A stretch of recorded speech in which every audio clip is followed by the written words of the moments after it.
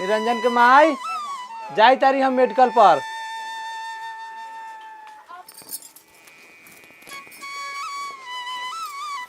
रुको रुको खाना ले जाओ।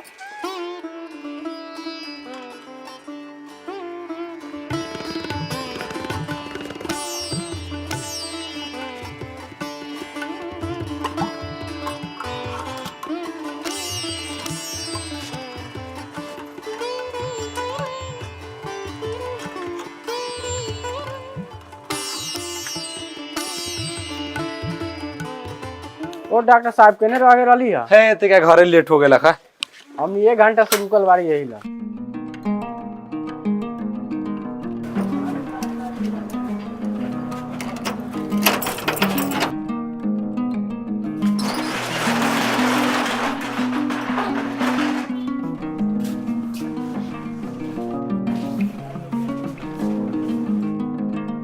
ओ हमरा दवाई दो, हमरा दो पहले हमरा दो।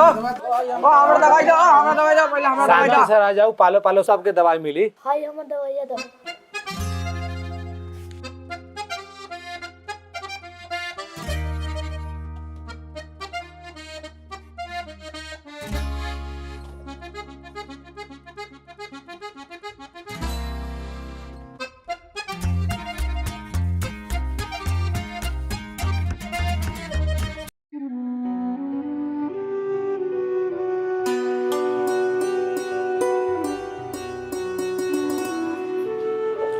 दवाइया बा बबू हाय दवाई दो।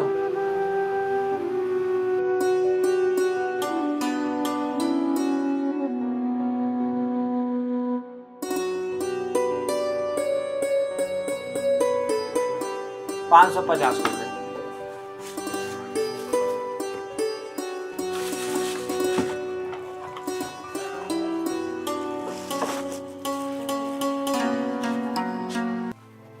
पापा ई दवाइया में एगो में 3 गो फ्री देवला है। 300 में बेचता हूँ तैयो फायदे होती है। तू हमरा सिखावे दुनिया के एगो ये बिजनेस बा जेमे 2 गुना 3 गुना फायदा होले। हमरा मालूम ना बा का। जब सब बात पते हो के तब काहे गरीब के खून चूसै छाओ। चुपचाप नहीं रहबे कि ना। तू हमरा गलती से सिखावे लो सुने काम कर अपन। भाई दवाई देता।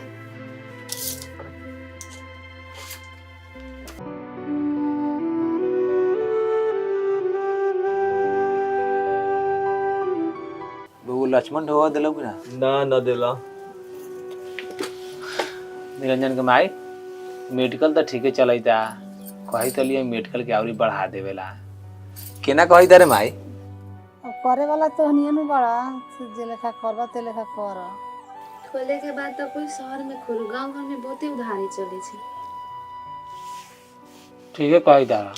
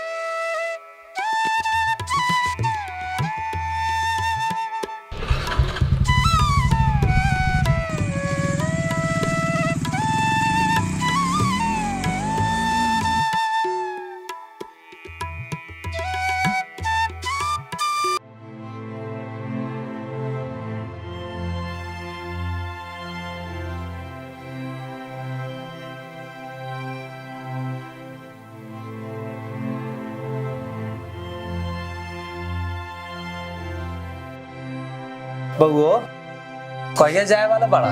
परसों।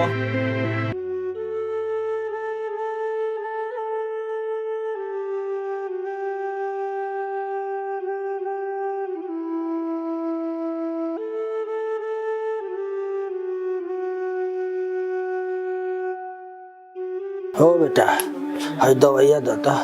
उम्र के साथ सठिया गेल छका तेके जवान पर लगाम दे के बोला। बुढ़ा गेल छ त एके मतलब न जने तने के बेटा कहत घुमबा। साहु जी बोला साहु जी माफ कर दो हो साहु जी। दे ले ए बउओ दवाइया दई।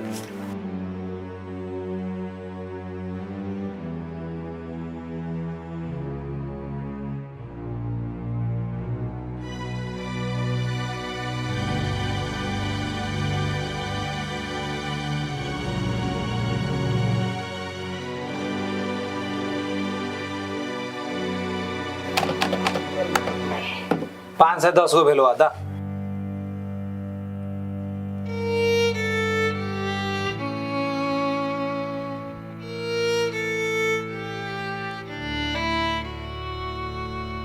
एक दो तीन चार पाँच।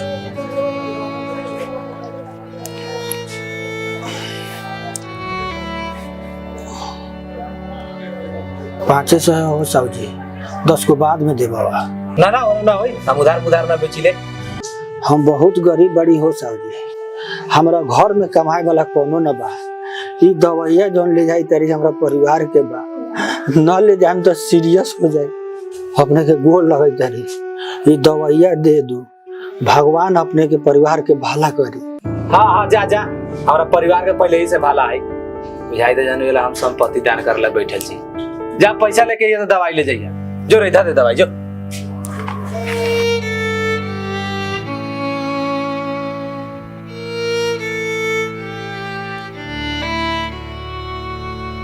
पापा ई दवाइया में 10 गो डिस्काउंट दे। कथी डिस्काउंट रे? कथी डिस्काउंट? तोरा बार-बार समझाइलू हमारे काम में दखल अंदाजी ना करिए। तोरा ना समझ खा लो।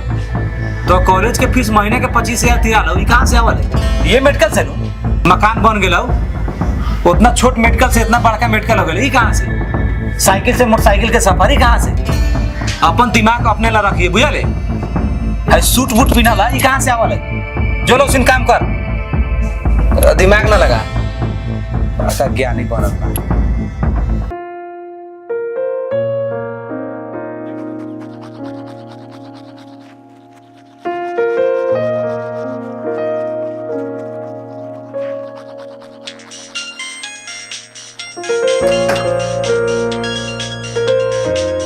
हेलो कौन हॉस्पिटल में रे? ठीक बा हम अभी तारी।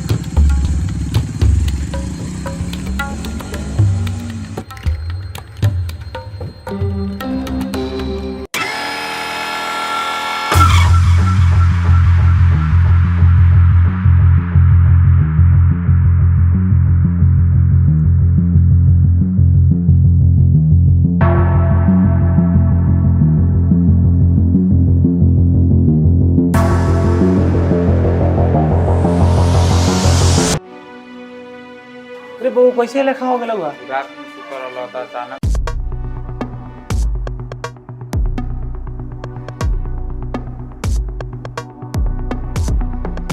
केने है के केने? उधर एडमिट कर ले। डॉक्टर साहब के नाम हमारा बउआ के। आप कौन? हम निरंजन के पापा। अच्छा उनका देखिए अभी इलाज चल रहा है। आप लोग बाहर बैठिए। रिपोर्ट आने के बाद ही कुछ कर सकते हैं। ठीक है? ठीक है।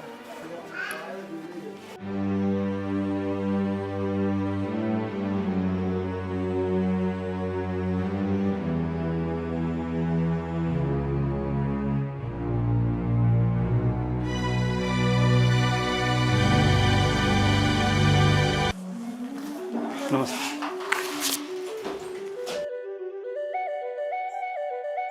नमस्कार सर। नमस्ते नमस्ते। इनका कैसा है? सर इनका बीपी ऊपर नीचे हो रहा है, पल्स भी नीचे जा रहा है। रिपोर्ट का क्या हुआ इनका? सर रिपोर्ट इनका आ गया है। रिपोर्ट आ गया है, देखो। जी सर।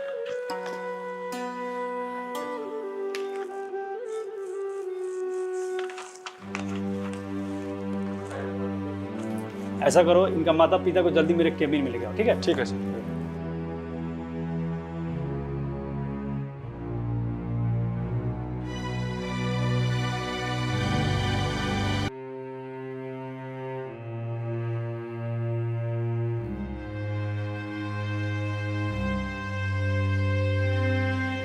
निरंजन का माता पिता कौन है यहाँ? सर हमने गाड़ी आप दोनों मेरे साथ आइए, डॉक्टर साहब मिलने के लिए बुला रहे हैं।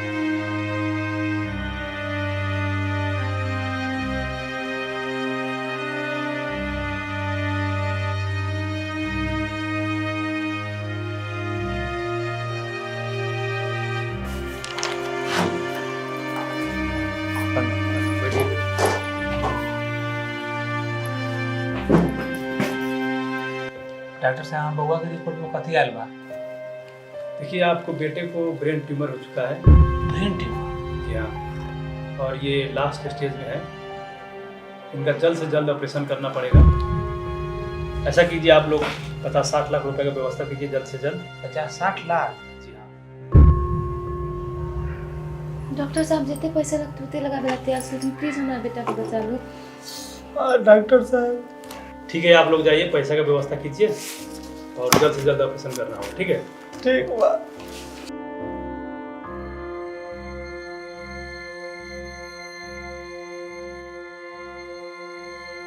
ए बबू, हाँ अंकल।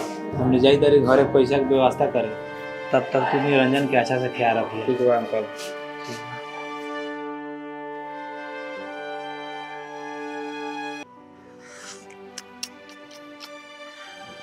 हेलो राम विनय जी, देखो ना बउआ बा हॉस्पिटल में भरना 50-60 लाख रुपया लागे वाला बा। रुपया का व्यवस्था करती।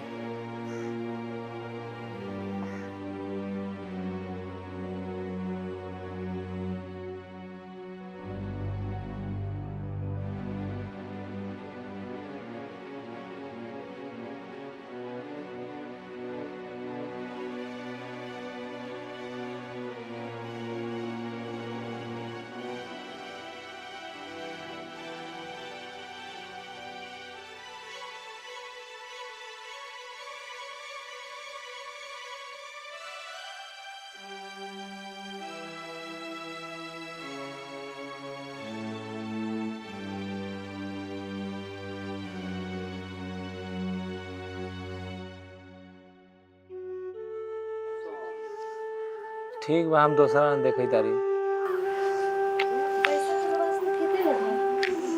कहाँ रुपया के व्यवस्था भेलक है? केना करूँ न करूँ, हमरा कुछ समझे में न खाई था। जोना ला फोन करे सी कही था हमरा ला पैसे न बा। एना करू ना, पैसा के व्यवस्था न होत बा तो मेडिकल भेज दू। हमनी के आमदनी के स्रोत उहे बा, बेच दे हम तो केना होई। तू टेंशन मत कर, हम कोशिश कर रहा छी।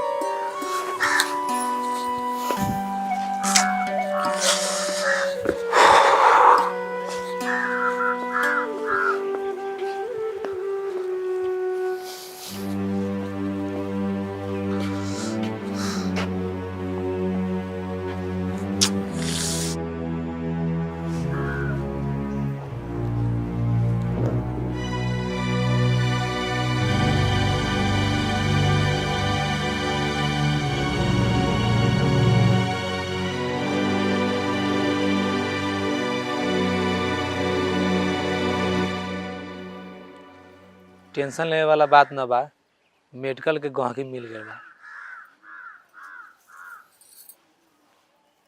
जब बेटे न रहे तो धन दौलत सब रह के कथी करब, सब बेच दो।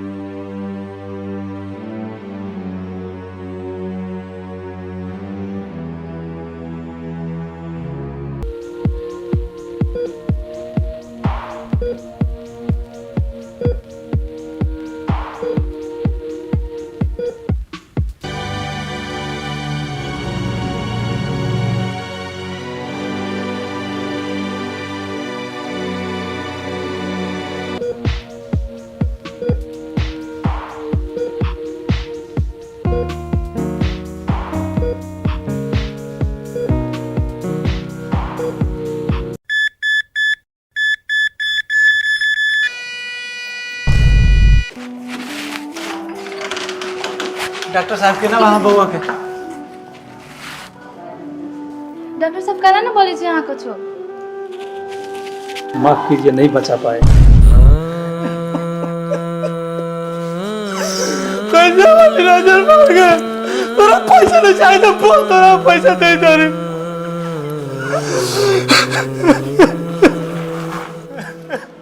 समैया बड़ा रुआवे भैया, केहू ना पूछबैया, केतनो बनैब महल अटारी, कामे नया रुपैया।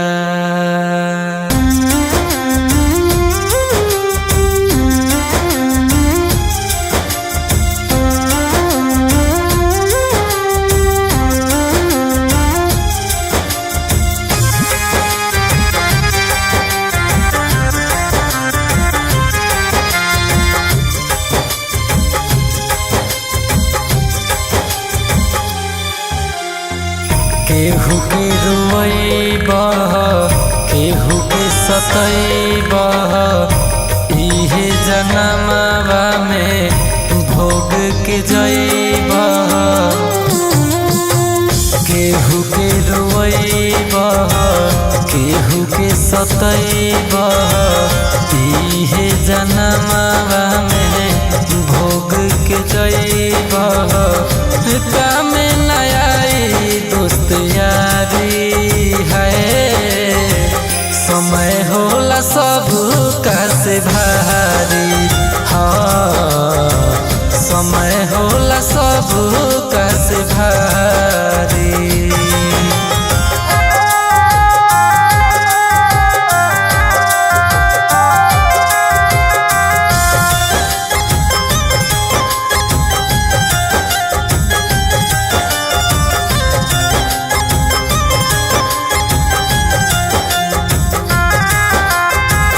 चोरी बेईमानी पाप केहू कही कहरी, जियते जिए ही जा भोगे के परी। चोरी बेईमानी पाप केहू कही कहरी, जियते जिए ही जा भोगे के परी। केहू के न चली होशियारी है, समय होला सब का से भारी। हाँ, समय होला सब का से भारी।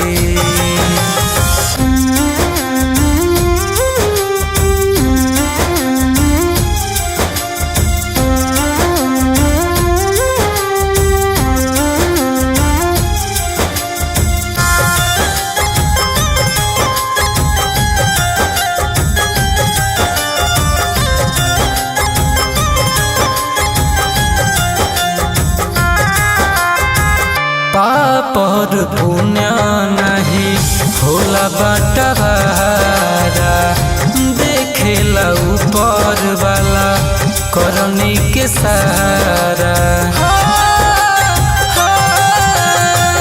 पापर पुण्य नहीं होला बंटवारा, देखेला ऊपर वाला करनी के सारा।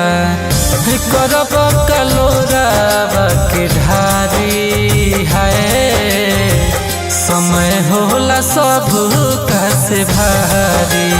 हाँ, समय होला सब का से भारी।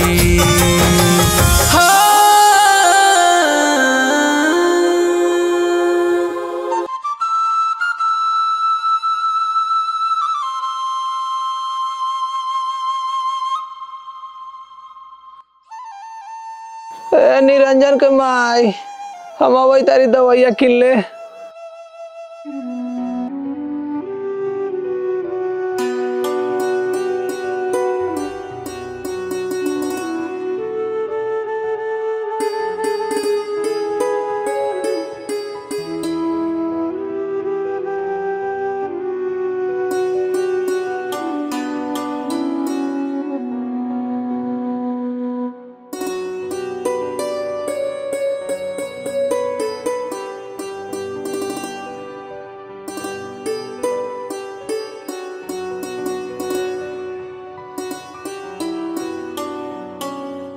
एक टैबलेट बा सजे बिना या कोनो खाएगो ल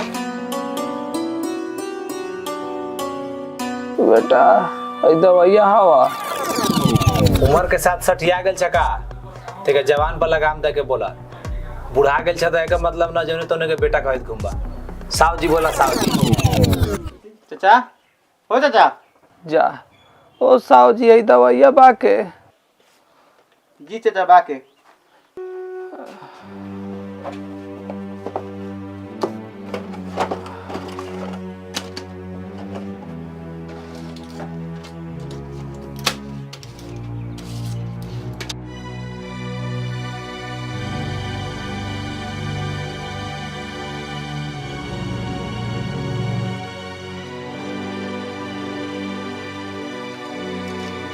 लियो 410 रुपए बिल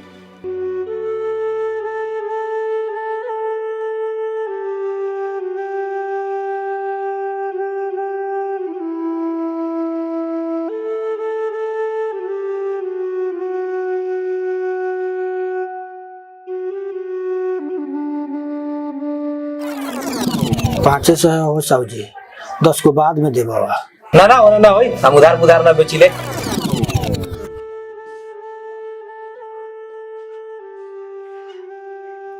ओ चाचा काय फिर के जाई छ 10 रुपया कम हो जाईता इतना ला तू फिर के जाई छ एने आवा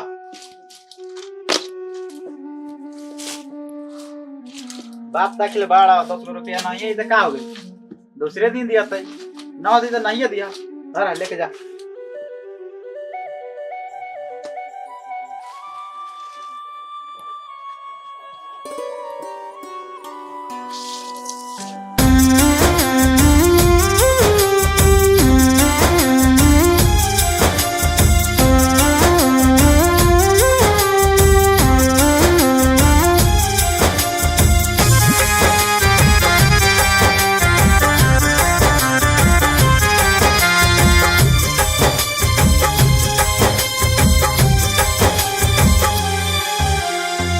केहू के रोइबा केहू के सतैबा इहे जनमवा में भोग के जइबा